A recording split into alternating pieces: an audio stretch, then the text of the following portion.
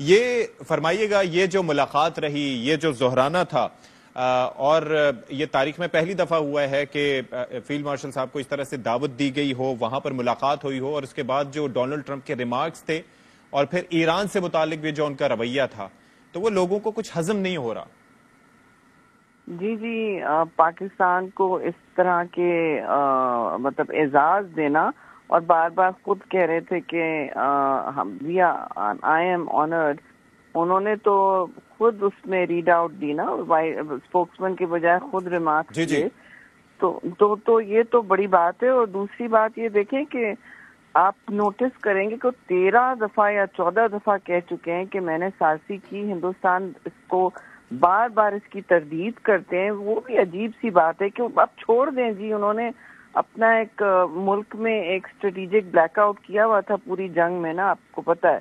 تو اب وہ سب سامنے آ رہا ہے، اور پریزیڈنٹ ٹرمپ نہیں مان رہے کہ یہ بار بار ڈینائلزم کر رہے ہیں، اور وہ پھر کہتے ہیں دونوں ممالک، تو وہ ری ہائفنیٹ کر چکے ہیں کہ ایک دفعہ کی بات نہیں ہے۔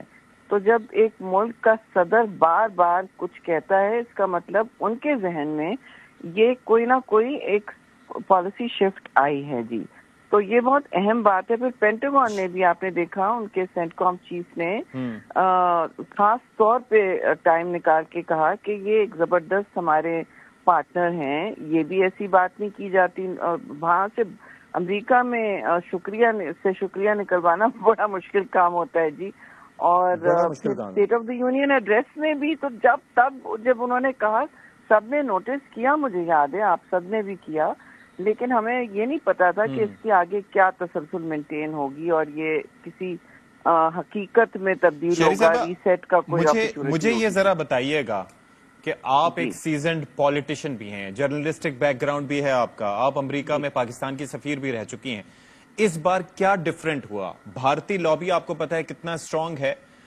جو ایک ٹریڈ فیکٹر ہوتا ہے وہ بھی اپنی جگہ موجود ہے، لیکن اس بار کیا ڈیفرنٹ ہوا کہ ہماری بات سنی جا رہی ہے، ہمیں پذیرائی مل رہی ہے، سراہا جا رہا ہے؟ واٹس ڈیفرنٹ، اور بھارت نے کیا کیا روڑے اٹکانے کی کوشش کی؟ یہ بھی میں چاہوں گا اگر آپ بیان کر پائیں۔ جی آپ کے بڑے اہم سوالات ہیں، اس میں 3 چیزیں مجھے نظر آ رہی ہیں ڈفرنٹ جی۔ پہلے تو پریزیڈنٹ ٹرمپ کی اپنی شخصیت ہے، ہر پریزیڈنٹ کی ایک شخصیت ہوتی ہے اور ان کی ڈیسیشن میکنگ پروسیس ہوتی ہے۔ وہ چاہتے ہیں کہ اور ان کا جو میک امریکہ گریٹ اگین ماگا بیس جو ہے وہ جنگوں سے گریز کرنا پسند کرتا ہے۔ شاید اس کا بھی ایک اس پر اثر ہو، لیکن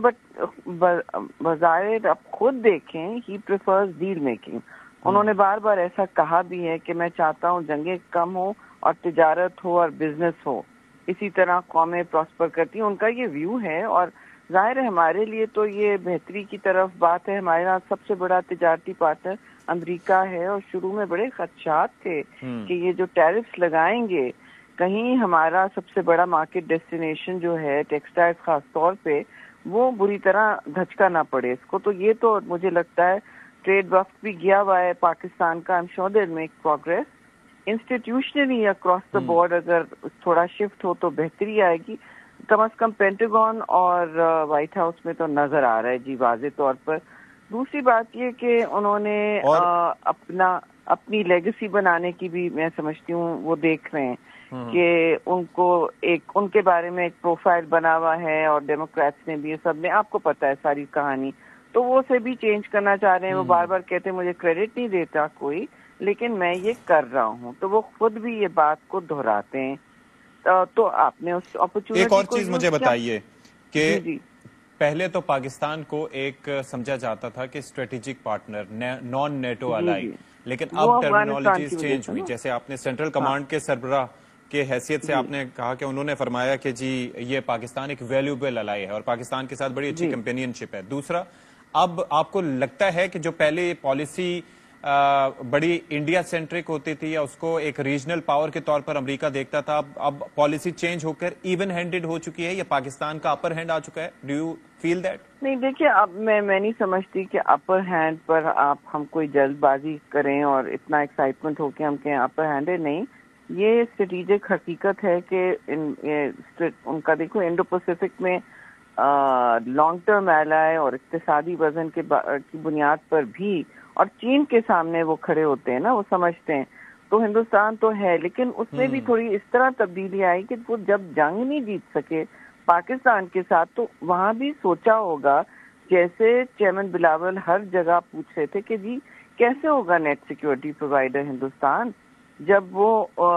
چین کی تو سوال ہی نہیں پیدا ہوتا نا، جب وہ پاکستان کے سامنے نہیں کھڑے ہو سکے تو چین کا تو سوال ہی نہیں پیدا ہوتا، اور اسی سانس میں وہ کہتے تھے ہم سمجھتے ہیں کہ نیٹ سیکیورٹی پرووائڈر امن ہی ہو سکتا ہے پورے خطے کے لیے، تو امن کی طرف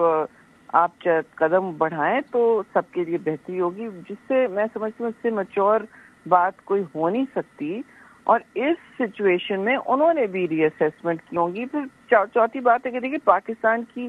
multi prong lobbying plate form چل رہا ہے اور چلتا رہا ہے، اور اس کو آگے بھی بڑھنا چاہیے، جس میں سویلین ڈپلومیسی بھی بہت ہی متحرک رہی ہے، اور دوسرا پیچھے انہوں نے بھی سب نے ہر ڈپارٹمنٹ نے میرے خیال میں لابنگ کی ہے، وہاں جو بھی لابیسٹ ہیں دس از